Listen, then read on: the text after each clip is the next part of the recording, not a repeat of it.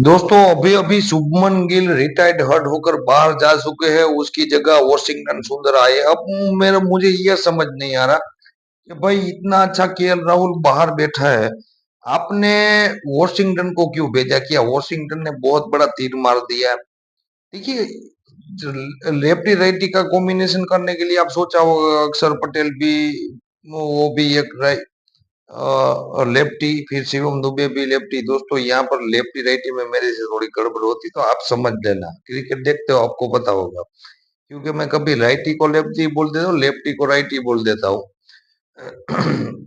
तो दोस्तों थोड़ा सा जुकाम होने की वजह से आवाज में थोड़ा सा डिफरेंस कई दिनों से है, तो भी माफ करना। और तो आज दोस्तों मैंने मैच देखा। मैंने देख रहा हूँ कि अगले गुरनूर बरार है, वो भी जो 10वां ओवर डालने वाले थे वो इंजर्ड हो गए। वो भारतीय टीम के लिए दोस्तों चमत्कार बन गया। वहीं ओवर लेकर अक्षर पटेल आए और आदिल रशीद और जोश टंग दोनों या जो भी हो, उन दोनों को आउट कर दिया और 3 ओवर रहते ही मैच खत्म कर दिया। यानी कि इंग्लैंड की पारी पूरी तरह समाप्त हो गई।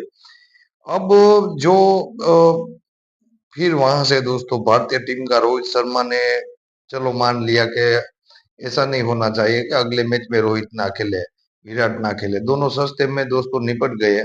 फिर दोस्तों श्रेयस अय्यर ने बहुत हद तक बात संभाल ली और दोनों क्रीज पर बहुत अच्छी तरह खेल रहे थे, ये श्रेयस अय्यर और शुभमन गिल। ठीक है, तो दोस्तों अब शुभमन गिल बहुत ही अच्छी बैटिंग कर रहे हैं, आउटस्टैंडिंग। यानी कि 75 गेंदों पर 80 रन बनाए और अय्यर ने कुछ 50 गेंदें खेली और 35 रन 36 रन बनाए।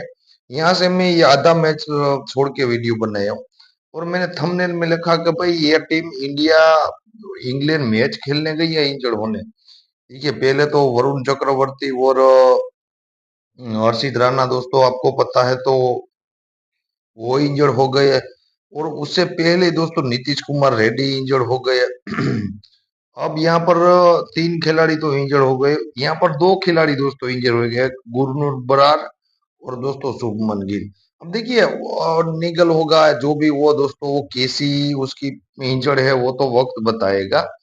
बाहर गए, अब नहीं खेल सकते इसलिए तो बाहर गए, नहीं कि वरना इतनी अच्छी तरह खेलने वाला बल्लेबाज, वो जानते हैं कि मैं अकेला ही अभी भी अच्छा खेल रहा हूँ। देखिए अय्यर ने भी 35 रन बनाए, उसके साथ पार्टनरशिप जरूर की है, लेकिन वो जैसे कि गिल खेल रहा है उसकी तरह अय्यर ने नहीं खेला है। देखिए अय्यर ने अगले जो 5 T20 खेले उसमें बहुत अच्छी तरह बैटिंग की, उसमें कोई संदेह नहीं करना चाहिए।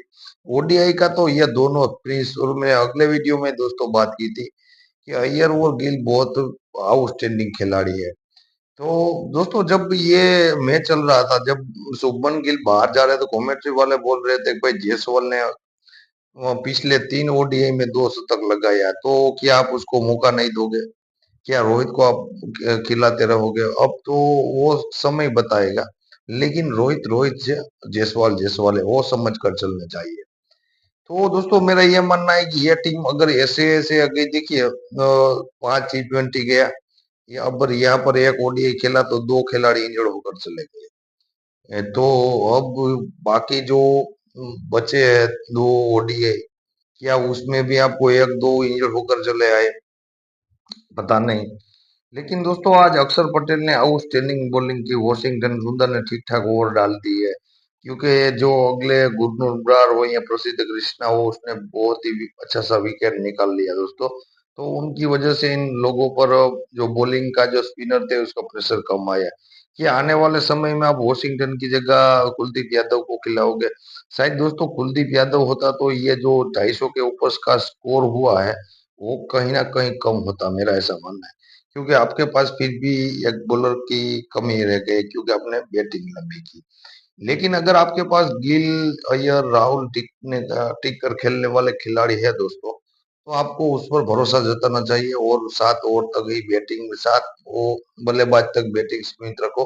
4 एक मेन बल्लेबाज आप खिला सकते हो। ये अब अक्षर पटेल तो आपके ऑलराउंडर है ही। आज वॉशिंगटन सुंदर को आगे भेजा गया वरना अक्षर पटेल आते थे। लेकिन फिर भी ऐसा मेरा मानना है दोस्तों, अय्यर की बैटिंग और गिल की बैटिंग आउटस्टैंडिंग है। अगर यहाँ पर सोचो, अब ये गिल रिटायर हो गए, उसकी जगह वॉशिंगटन आए, आगे क्या होता वो तो समय बताएगा। फिलहाल इंडियन टीम का जीतने का चांस ज्यादा है दोस्तों, अगर यहाँ से कुछ गड़बड़ ना हो तो। आप भी बताइए।